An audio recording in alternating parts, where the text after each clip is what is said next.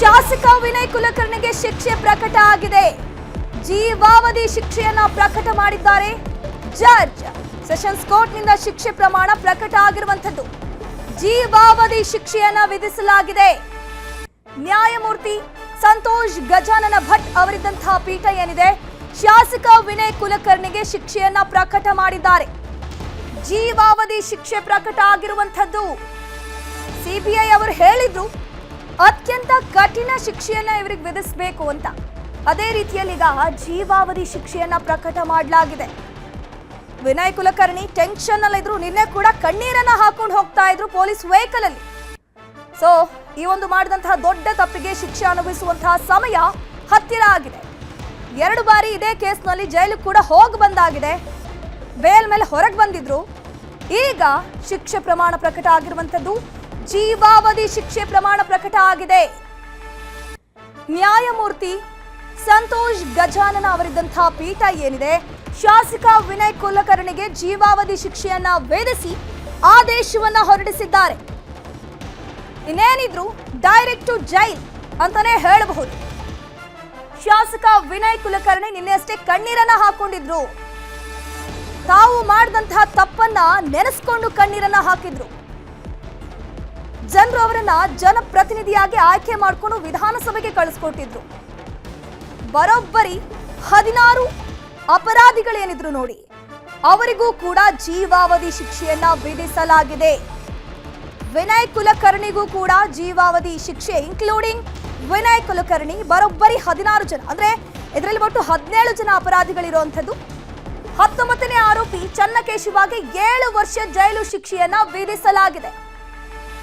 ಶಾಸಕ ವಿನಯ್ ಕುಲಕರ್ಣಿಗೆ ಜೀವಾವಧಿ ಶಿಕ್ಷೆ, ಬರೋಬ್ಬರಿ 14 ವರ್ಷದ ಶಿಕ್ಷೆ. ಇದು ಜೈಲು ವಾಸ.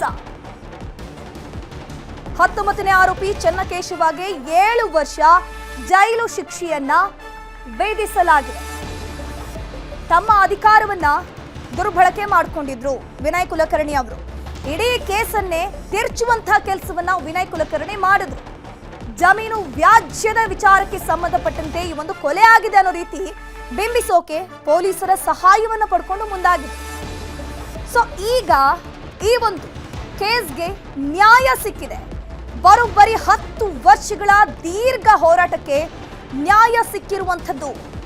ನ್ಯಾಯ ಅನ್ನುವಂಥದ್ದು ಯಾರೂ ಕೂಡ ದುಡ್ಡಿಂದ ಕೊಂಡುಕೊಳ್ಳೋಕ್ ಸಾಧ್ಯ ಇಲ್ಲ ಅನ್ನುವಂಥದ್ದು ಈಗ ಮತ್ತೆ ಪ್ರೂವ್ ಆಗಿದೆ. ಒಂದು ದರ್ಶನ್ ಕೇಸ್ನಲ್ಲಿ ಈ ವಿಚಾರ ಪ್ರೂವ್ ಆಯಿತು. ಈಗ ಮತ್ತೆ ವಿನಯ್ ಕುಲಕರ್ಣಿ ಕೇಸ್ನಲ್ಲಿ ಅದೇ ವಿಚಾರ ಪ್ರೂವ್ ಆಗಿದೆ. ನ್ಯಾಯದ ಮುಂದೆ ಯಾರೂ ದೊಡ್ಡವರು ಚಿಕ್ಕವರು ಅನ್ನುವಂಥದ್ದಿಲ್ಲ. ಶಾಸಕ ವಿನಯ್ ಕುಲಕರ್ಣಿಗೆ ಜೀವಾವಧಿ ಶಿಕ್ಷೆಯನ್ನ ವಿಧಿಸಲಾಗಿದೆ.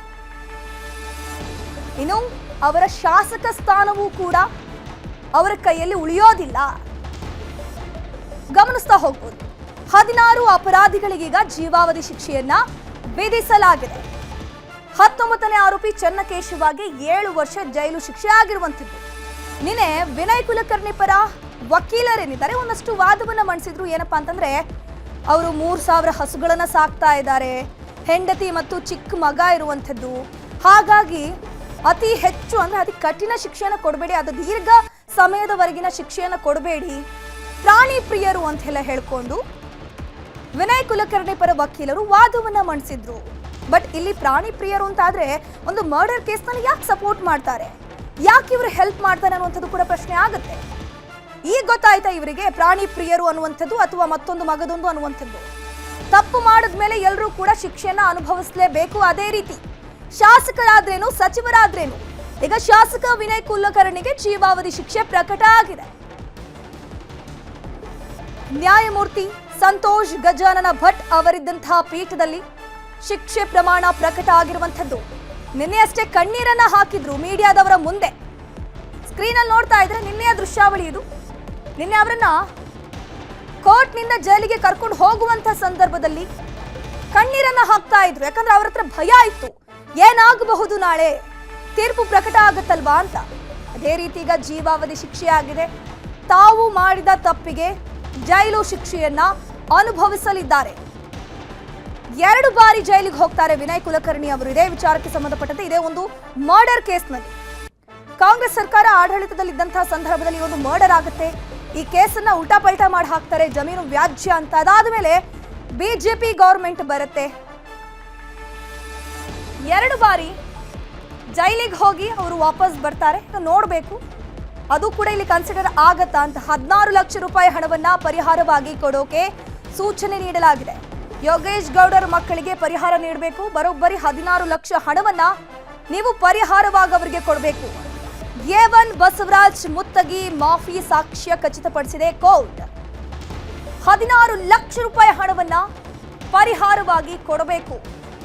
ನಿನ್ನೆ ಕೂಡ ಅವರ ಸಹೋದರಿಯರು, ಯೋಗೇಶ್ ಗೌಡ ಅವರ ಸಹೋದರಿಯರು ಕೂಡ ಮಾತನಾಡ್ತಾ ಇದ್ರು.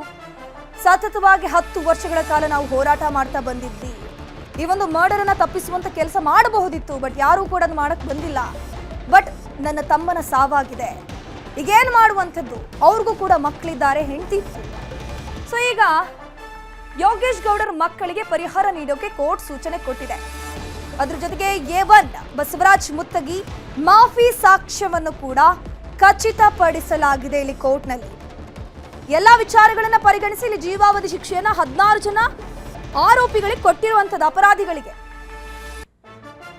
ಅಂದ್ರೆ ಸಾಕಷ್ಟು ಇಲ್ಲಿ ವಿಚಾರವನ್ನು ಗಮನಿಸ್ತಾ ಹೋಗ್ಬೋದು. ವಿನಯ್ ಕುಲಕರ್ಣಿ ಅವರದ್ದು ಸಾಕಷ್ಟು ಪಾತ್ರ ಇದೆ ಒಂದು ಕೇಸನ್ನು ಮುಚ್ಚಿ ಹಾಕುವಂತ ಕೆಲಸದಲ್ಲಿ. ಒಂದು, ಅವರ ಅಧಿಕಾರವನ್ನು ದುರ್ಬಳಕೆ ಮಾಡಿಡ್ತಾರೆ, ಶಾಸಕರು ಸಚಿವರು ಅನ್ನುವಂಥ ವಿಚಾರವನ್ನು ಮುಂದಿಟ್ಕೊಂಡು ಒಂದಷ್ಟು ಇನ್ಫ್ಲುಯೆನ್ಸ್ ಅನ್ನ ಮಾಡ್ತಾರೆ, ಸಾಕ್ಷಿಗಳಿಗೆ ಜೀವ ಬೆದರಿಕೆ ಹಾಕುವಂತ ಕೆಲಸವನ್ನು ಕೂಡ ಮಾಡಿದ್ದಾರೆ. ಅದರ ಜೊತೆಗೆ ಆರೋಪಿಗಳ ಜೊತೆ ಇದ್ದಂತಹ ಒಂದು ಕಾಂಟ್ಯಾಕ್ಟ್ ಲಿಂಕ್ ಏನಿದೆ ಅಂದ್ರೆ ಒಂದೇ ನೆಟ್ವರ್ಕ್ ನಲ್ಲಿ ಆರೋಪಿಗಳು ಇದ್ದಂತಹ ಜಾಗದಲ್ಲೇ ವಿನಯ್ ಕುಲಕರ್ಣಿ ಇದ್ದಂತಹ ಒಂದು ಫೋನ್ ನೆಟ್ವರ್ಕ್ ಕೂಡ ತೋರಿಸ್ಕೊಟ್ಟಿದ್ದು. ಅದ್ರ ಜೊತೆಗೆ ಪೊಲೀಸರಿಗೂ ಕೂಡ ಅಧಿಕಾರವನ್ನ ದುರ್ಬಳಕೆ ಮಾಡಿಸ್ಕೊಂಡಿದ್ದಾರೆ ಅನ್ನುವಂಥ ಆರೋಪ ಇವರ ಮೇಲಿತ್ತು.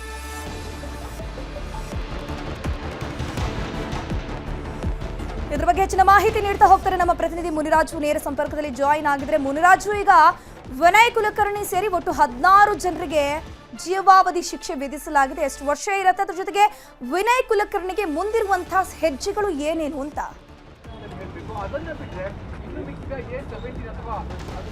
ಧನುಶ್ರೀ, ಈಗಾಗಲೇ ಈ ಒಂದು ಕೊಲೆ ಪ್ರಕರಣದಲ್ಲಿ ವಿನಯ್ ಕುಲಕರ್ಣಿ ಸೇರಿದಂತೆ 16 ಆರೋಪಿಗಳಿಗೆ ಈಗ ಜೀವಾವಧಿ ಶಿಕ್ಷೆಯನ್ನು ವಿಧಿಸಿ ಜನಪ್ರತಿನಿಧಿಗಳ ವಿಶೇಷ ನ್ಯಾಯಾಲಯ ಒಂದು ಆದೇಶವನ್ನು ಕೂಡ ಈಗ ಪ್ರಕಟ ಮಾಡಿದೆ. ಏನು 16 ಆರೋಪಿಗಳು ಕೂಡ ಈ ಒಂದು ಕೊಲೆ ಪ್ರಕರಣದಲ್ಲಿ ಭಾಗಿಯಾಗಿರುವಂಥದ್ದು, ಮತ್ತೆ ಕೊಲೆ ಸೆಕ್ಷನ್ ಅಡಿಯಲ್ಲಿ ಈಗ ಅವ್ರಿಗೂ ಕೂಡ ಒಂದು ಪನಿಷ್ಮೆಂಟ್ ಅನ್ನ ಈಗ ಕೋರ್ಟ್ ಕೂಡ ಒಂದು ವಿಧಿಸಿರುವಂಥದ್ದು. ಮತ್ತೆ ಈಗ ಅವ್ರಿಗೆ ಜೀವಾವಧಿ ಶಿಕ್ಷೆ ವಿಧಿಸಿರೋದ್ರಿಂದ ಅವರು ಹೈಕೋರ್ಟ್ನಲ್ಲಿ ಕೂಡ ಒಂದು ಮೇಲ್ಮನವಿಯನ್ನು ಸಲ್ಲಿಕೆ ಮಾಡೋದಕ್ಕೆ ಒಂದು ಅವಕಾಶ ಕೂಡ ಇರುವಂಥದ್ದು. ಹೈಕೋರ್ಟ್ ಅಥವಾ ಸುಪ್ರೀಂ ಕೋರ್ಟ್ನಲ್ಲಿ ಈ ಒಂದು ತೀರ್ಪಿಗೆ ತಡೆಯಾಜ್ಞೆಯನ್ನು ಕೋರಿ ಒಂದು ಅರ್ಜಿಯನ್ನು ಕೂಡ ಸಲ್ಲಿಕೆ ಮಾಡಬಹುದು, ಅಥವಾ ಈ ಒಂದು ತೀರ್ಪಿಗೆ ಒಂದು ತಡೆಯಾಜ್ಞೆ ಕೋರುತ್ತದೆ. ಮತ್ತೆ ಈ ಒಂದು ತೀರ್ಪಿಗೆ ಸಂಬಂಧಪಟ್ಟಂತೆ ಒಂದು ಸ್ವಲ್ಪ ಒಂದು ತಿಂಗಳ ಕಾಲ ಒಂದು ಸ್ವಲ್ಪ ತಡೆಯಾಜ್ಞೆ ಕೋರಿದಲ್ಲಿ ಅವರ ಶಾಸಕ ಸ್ಥಾನವನ್ನು ಕೂಡ ಉಳಿಸ್ಕೊಳ್ಳೋದಕ್ಕೆ ಒಂದು ಅವಕಾಶ ಸಿಗುತ್ತೆ. ಒಂದು ವೇಳೆ ಏನಾದರೂ 1 ತಿಂಗಳ ಒಳಗಡೆ ಅವರು ತೀರ್ಪಿಗೆ ತಡೆಯಾಜ್ಞೆ ತರದಿದ್ದಲ್ಲಿ ಅವರ ಶಾಸಕ ಸ್ಥಾನಕ್ಕೂ ಕೂಡ ಕುತ್ತು ಬರುವಂಥದ್ದು ಕೂಡ ಈಗ ಖಚಿತವಾಗ್ತಾ ಇದೆ. ಯಾಕಂದ್ರೆ ಈ ಒಂದು ಪ್ರಕರಣದಲ್ಲಿ ಅವರಿಗೆ ಜೀವಾವಧಿ ಶಿಕ್ಷೆ ವಿಧಿಸಿರೋದ್ರಿಂದ ಅವರ ಶಾಸಕ ಸ್ಥಾನ ಕೂಡ ಈಗ ಕುತ್ತಿಗೆ ಒಳಗಾಗುತ್ತೆ. ಆದ್ರಿಂದ ಅವ್ರ ಮುಂದಿನ ಕಾನೂನು ಹೋರಾಟದ ಬಗ್ಗೆ ಈಗ ಅವರ ವಕೀಲರ ಜೊತೆ ಕೂಡ ಒಂದು ಚರ್ಚೆ ನಡೆಸುವಂತ ಸಾಧ್ಯತೆಗಳು ಕೂಡ ಇದೆ. ಯಾಕಂದ್ರೆ ಈಗಾಗಲೇ ತೀರ್ಪು ಕೂಡ ಏನು ಅವ್ರ ದೋಷಿ ಅಂತೇಳಿ ಕಳೆದ 2 ದಿನಗಳಿಂದ ಒಂದು ತೀರ್ಪು ಕೂಡ ಪ್ರಕಟ ಆಗಿತ್ತು. ಇವತ್ತು ಅವರ ಒಂದು ಅಪರಾಧ ಕೃತ್ಯಕ್ಕೆ ಒಂದು ಶಿಕ್ಷೆ ಪ್ರಮಾಣ ಕೂಡ ಪ್ರಕಟ ಆಗಿದೆ. ಆದ್ರಿಂದ ಈ 16 ಆರೋಪಿಗಳು ಕೂಡ ಈಗ ಜೀವಾವಧಿ ಶಿಕ್ಷೆಗೆ ಗುರಿಯಾಗಿರೋದ್ರಿಂದ ಅವರ ಮುಂದಿನ ಕಾನೂನು ಹೋರಾಟ ಯಾವ ರೀತಿ ಇರುತ್ತೆ, ಅಥವಾ ಹೈಕೋರ್ಟ್ ಅಥವಾ ಸುಪ್ರೀಂ ಕೋರ್ಟ್ನಲ್ಲಿ ಇದನ್ನು ಪ್ರಶ್ನೆ ಮಾಡಿ ಒಂದು ಮೇಲ್ಮನವಿಯನ್ನು ಸಲ್ಲಿಕೆ ಮಾಡುವಂತ ಸಾಧ್ಯತೆಗಳು ಕೂಡ ಈಗ ಹೆಚ್ಚಾಗಿದೆ. ಧನುಶ್ರೀ, ಮುನಿರಾಜು, ಇನ್ನೊಂದು ವಿಚಾರ ಇಲ್ಲಿ ಗಮನಿಸ್ತಾ ಹೋಗ್ಬೋದು. ಒಟ್ಟು 16 ಜನರಿಗೆ ಜೀವಾವಧಿ ಶಿಕ್ಷೆ ಅಂತಂದ್ರೆ ಇನ್ನೊಬ್ಬರಿಗೆ 7 ವರ್ಷ. ಅಂದ್ರೆ ಜೀವಾವಧಿ ಶಿಕ್ಷೆಗೆ ಏನೆಲ್ಲ ಇವರ ವಿರುದ್ಧ ಇರುವಂತಹ ಆರೋಪಗಳು ಸಾಬೀತಾಗಿ ಒಂದು ಜೀವಾವಧಿ ಶಿಕ್ಷೆಯನ್ನು ವಿಧಿಸಲಾಗಿದೆ? ಧನುಶ್ರೀ, ಈ ಕೊಲೆ ಪ್ರಕರಣದಲ್ಲಿ ಶಾಸಕ ವಿನಯ್ ಕುಲಕರ್ಣಿ ಸೇರಿದಂತೆ 16 ಮಂದಿ ಅಪರಾಧಿಗಳೇನಿದ್ರೆ ಇವರೆಲ್ಲರೂ ಕೂಡ ನೇರವಾಗಿ ಈ ಒಂದು ಕೊಲೆ ಪ್ರಕರಣದಲ್ಲಿ ಭಾಗಿಯಾಗಿರೋದು. ಒಂದು ಕೊಲೆ ಮಾಡಿರೋದು ಅಂದ್ರೆ IPC 302 ಸೆಕ್ಷನ್ ಅಡಿಯಲ್ಲಿ ಇವರು ಕೂಡ ಒಂದು ಕೊಲೆ ಪ್ರಕರಣದಲ್ಲಿ ನೇರವಾಗಿ ಭಾಗಿಯಾಗಿರ್ತಾರೆ. ಮತ್ತೆ ಸಾಕ್ಷ್ಯ ನಾಶ ಮಾಡಿರೋದು, ಮತ್ತೆ ಅಪರಾಧಿಕ ಕೃತ್ಯವನ್ನ ಮಾಡೋದಕ್ಕೆ ಒಂದು ಒಳಸಂಚನ್ನು ಕೂಡ ರೂಪಿಸಿರೋದು ಕೂಡ ಗೊತ್ತಾಗಿದೆ. ಆದ್ರಿಂದ ಈ ಎಲ್ಲ ಸೆಕ್ಷನ್ಗಳ ಅಡಿಯಲ್ಲಿ ಅವರಿಗೆ ಜೀವಾವಧಿ ಶಿಕ್ಷೆಯನ್ನು ವಿಧಿಸಿ ಈಗ ನ್ಯಾಯಾಧೀಶರು ಒಂದು ಆದೇಶವನ್ನು ಕೂಡ ಮಾಡಿದ್ದಾರೆ. ಮತ್ತು ಈ ಒಂದು ಪ್ರಕರಣದ ತನಿಖೆ ಮಾಡಿದಂಥ ಅಂದಿನ ಸ್ಥಳೀಯ ಪೊಲೀಸ್ ತನಿಖಾಧಿಕಾರಿ ಏನಿದ್ರೆ ಚನ್ನಕೇಶವ ಟಿಂಗನಿಕರ್ ಅವರಿಗೆ ಸುಮಾರು 7 ವರ್ಷಗಳ ಕಾಲ ಒಂದು ಶಿಕ್ಷೆಯನ್ನು ಕೂಡ ವಿಧಿಸಿರೋದು ಕೂಡ ಈಗ ತೀರ್ಪು ಕೂಡ ಬಂದಿದೆ. ಆದ್ದರಿಂದ ಈ ಎಲ್ಲ 16 ಆರೋಪಿಗಳು ಕೂಡ ಯೋಗೇಶ್ ಗೌಡ ಕೊಲೆ ಪ್ರಕರಣದಲ್ಲಿ ನೇರವಾಗಿ ಭಾಗಿಯಾಗಿರ್ತಾರೆ. ಮತ್ತು ಅವರು ಉದ್ದೇಶಪೂರ್ವಕವಾಗಿ ಒಂದು ಕೊಲೆಯನ್ನು ಕೂಡ ಮಾಡಿರೋದು ಕೂಡ ಈಗ ತನಿಖೆ ವೇಳೆ ಸಾಬೀತಾಗಿರೋದು. ಮತ್ತು CBI ಅಧಿಕಾರಿಗಳು ಸಲ್ಲಿಕೆ ಮಾಡಿದಂಥ ಒಂದು ಚಾರ್ಜ್ ಶೀಟ್ನಲ್ಲಿ ಕೂಡ ಇದನ್ನು ಉಲ್ಲೇಖ ಮಾಡಿ ಅದಕ್ಕೆ ಸಂಬಂಧಪಟ್ಟಂಥ ಎಲ್ಲ ಸಾಕ್ಷ್ಯಾಧಾರಗಳನ್ನು ಕೂಡ ನಮೂದಿಸಿರ್ತಾರೆ. ಅದರಿಂದ ಈ ಎಲ್ಲ ಸಾಕ್ಷಿಗಳನ್ನು ಪರಿಗಣನೆ ಮಾಡಿದಂಥ ಕೋರ್ಟ್ ಈಗ ಅವ್ರಿಗೆ ಜೀವಾವಧಿ ಶಿಕ್ಷೆಯನ್ನು ಕೂಡ ವಿಧಿಸಿರೋದು. ಮತ್ತು ಇದೇ ಸಂದರ್ಭದಲ್ಲಿ ಏನು ಕೊಲೆ ಆದಂಥ ಯೋಗೇಶ್ ಗೌಡ ಏನು ಕುಟುಂಬಕ್ಕೆ ಸುಮಾರು 14 ಲಕ್ಷ ಪರಿಹಾರವನ್ನು ಕೊಡಬೇಕು ಅಂತೇಳಿ ಕೂಡ ಒಂದು ಆದೇಶವನ್ನು ಮಾಡಿದೆ. ಯಾಕಂದರೆ ಯೋಗೇಶ್ ಗೌಡಗೆ 3 ಮಕ್ಕಳು ಕೂಡ ಇರೋದು. ಅವರ ವಿದ್ಯಾಭ್ಯಾಸದ ಸಲುವಾಗಿ ಈ ಒಂದು 16 ಲಕ್ಷ ಪರಿಹಾರವನ್ನು ಅವರ ಕುಟುಂಬಕ್ಕೆ ಕೊಡಬೇಕು ಅಂತೇಳಿ ಈಗ ಒಂದು ತೀರ್ಪು ಕೂಡ ಈಗ ಪ್ರಕಟ ಆಗಿದೆ. Dhanushree. Okay, thank you Muniraju ತಮ್ಮೆಲ್ಲ ಮಾಹಿತಿಗಾಗಿ. ನೋಡ್ತಾ ಹೋಗಬಹುದು, ಈ ಒಂದು ನ್ಯಾಯದ ಮುಂದೆ ಯಾರು ಕೂಡ ದೊಡ್ಡವರಲ್ಲ ಚಿಕ್ಕವರಲ್ಲ ಅನ್ನುವಂಥದ್ದು ಪದೇ ಪದೇ ಸಾಬೀತಾಗ್ತಾ ಇದೆ. ಈಗಾಗಲೇ ಬಸವರಾಜ್ ಮುತ್ತಗಿ ಸೇರಿಕೊಂಡು ವಿನಯ್ ಕುಲಕರ್ಣಿ ಎಲ್ರಿಗೂ ಕೂಡ ಜೀವಾವಧಿ ಶಿಕ್ಷೆ ಪ್ರಕಟ ಆಗಿದೆ. ಅದ್ರ ಜೊತೆಗೆ 16 ಲಕ್ಷ ಹಣವನ್ನು ಪರಿಹಾರವಾಗಿ ಕೊಡೋಕೆ ಕೋರ್ಟ್ ಸೂಚನೆ ಕೊಟ್ಟಿದೆ. ಇನ್ನು ಯೋಗೇಶ್ ಗೌಡರ ಕೊಲೆ ಪ್ರಕರಣದಲ್ಲಿ ಈಗಾಗಲೇ ಜೀವಾವಧಿ ಶಿಕ್ಷೆಗೆ ಗುರಿಯಾಗಿರುವಂತಹ ವಿನಯ್ ಕುಲಕರ್ಣಿಗೆ 1 ತಿಂಗಳ ಸಮಯಾವಕಾಶ ಇದೆ. 1 ತಿಂಗಳ ಒಳಗಡೆ ಹೈಕೋರ್ಟ್ಗೆ ಹೋಗಿ ಅವರು ಅರ್ಜಿಯನ್ನು ಸಲ್ಲಿಸಿ ತಡೆಯನ್ನು ತಂದರೆ ಇದರಿಂದ ಪಾರಾಗಲೂಬಹುದು.